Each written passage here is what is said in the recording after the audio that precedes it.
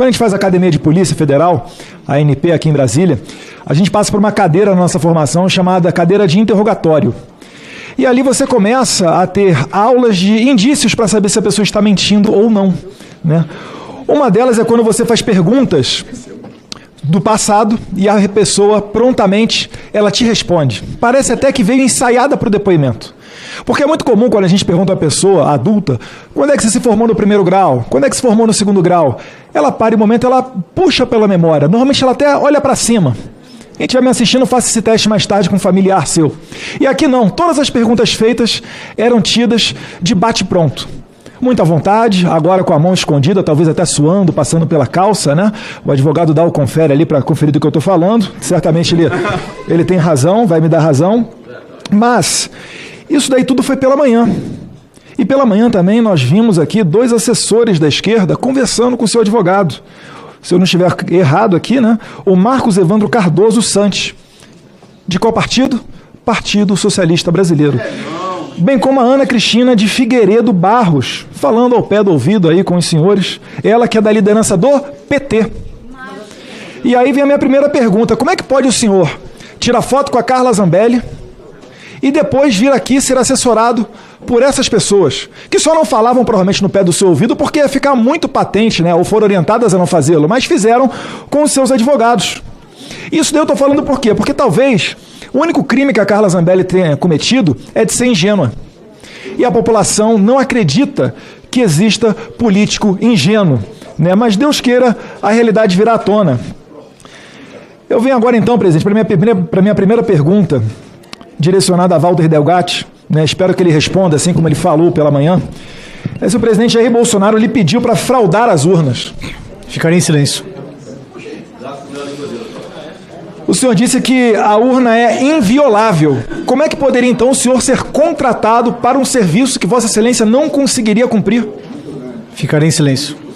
Eu peço a assessoria para que, por favor, passe um vídeo, né, que agora a gente tem que ter receio do que a gente vai falar, mesmo sendo parlamentar. Parece que o artigo 53 da imunidade parlamentar não serve para mais nada nesse país, né? Então eu vou colocar aí Boris Casoy em 2018, matéria da Rede TV News.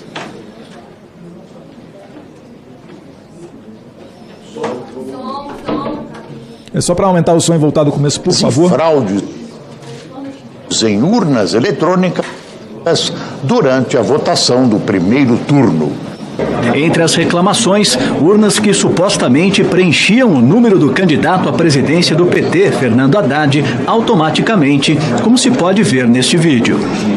Outra queixa compartilhada nas redes sociais foi de que o sistema de algumas urnas encerrou a votação antes de o eleitor confirmar a escolha de candidato à presidência. Sou o João Armentano, arquiteto. Acabei de votar aqui na Zona Sul, no ex-colégio Sacré-Cœur, votei em todo mundo. Mas quando chegou na hora do presidente, apertei o meu candidato e, por surpresa, não houve confirmação. Foi direto para a finalização do voto. Se aconteceu com você também isso, vamos fazer uma ação, vamos fazer uma manifestação a favor ou contra essas urnas eletrônicas.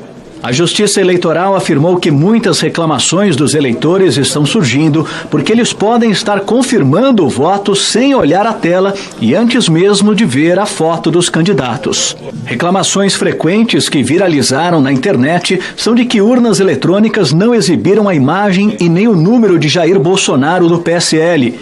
Este caso, que teria acontecido num colégio no Parque Ateneu, na região sudeste de Goiânia, é um exemplo. Como esse sistema, não estou falando da urna, estou falando do sistema como um todo, não permite recontagem de votos, as urnas eletrônicas só serão total e realmente confiáveis com a impressão do voto. O eleitor vota na urna eletrônica, então é emitido um comprovante impresso, o eleitor confere esse impresso e coloca o papel em outra urna, o que possibilita, se for preciso, a recontagem de votos. Se fosse hoje, talvez aí o Boris Casoy estivesse preso, né? Mas isso daí, para deixar bem claro, é matéria de 2018, e até para impedir o pessoal da esquerda que falava que o voto impresso era a pessoa pegar um comprovante e levar para casa, né? Isso sim uma verdadeira fake news. Mas eu indago aqui, presidente, o hacker Walter Delgatti, né? O senhor disse que até 2018 só uma pessoa tinha acesso ao código-fonte, e era o técnico do DSE, o dito Papa das Urnas Eletrônicas, que inclusive Vossa Excelência falou que no final dos anos 90 fez um curso sobre algoritmo na França, final dos anos 90, né? E disse que o Giuseppe Giannini, então, poderia ele votar por 200 milhões de pessoas. Vossa Excelência confirma isso? Ficarei em silêncio. Muito bom. O senhor falou que a partir do inquérito da Polícia Federal número 1361, que foi iniciado em novembro de 2018, após, né, o hacker que invadiu as urnas eletrônicas, o sistema do TSE, fez a denúncia na revista Tecmundo, depois foi aberto o inquérito da Polícia Federal. Esse inquérito recebeu o número 1361. Então, depois desse inquérito, 5 pessoas então passaram a ter acesso a esse código-fonte. O senhor confirma isso? Ficarei em silêncio. E só é possível fraudar as urnas eletrônicas com esse código-fonte, correto? Ficarei em silêncio.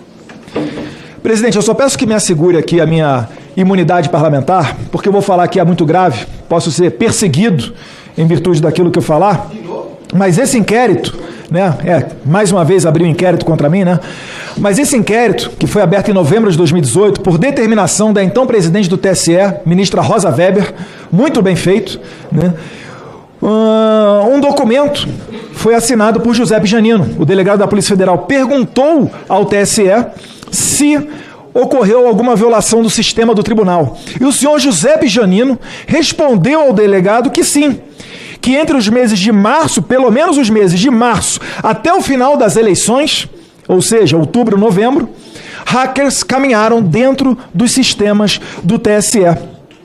No entanto, ao obter essa resposta do senhor Giuseppe Giannino, o delegado federal requisita os registros log, que são as impressões digitais por onde aquele hacker tramitou dentro do sistema.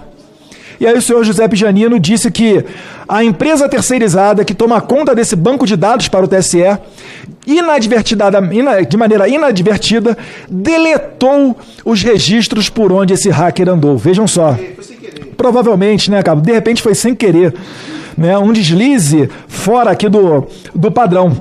E eu estou falando isso daí por quê, presidente? Porque esses assuntos, já que a gente está debatendo aqui, estão no foco dos atos de 8 de janeiro, a revolta com relação às eleições, etc., eu queria pedir aos colegas o apoio para aprovarmos o requerimento do senador Esperidião Amin, que eu acho que ninguém aqui vai falar que é de extrema direita, ultradireita, superdireita, em que ele pede a cópia integral desse inquérito, que só foi transformado em sigiloso após uma live que o presidente Bolsonaro fez, junto com o relator da PEC 135, a PEC do voto impresso, deputado Felipe Barros.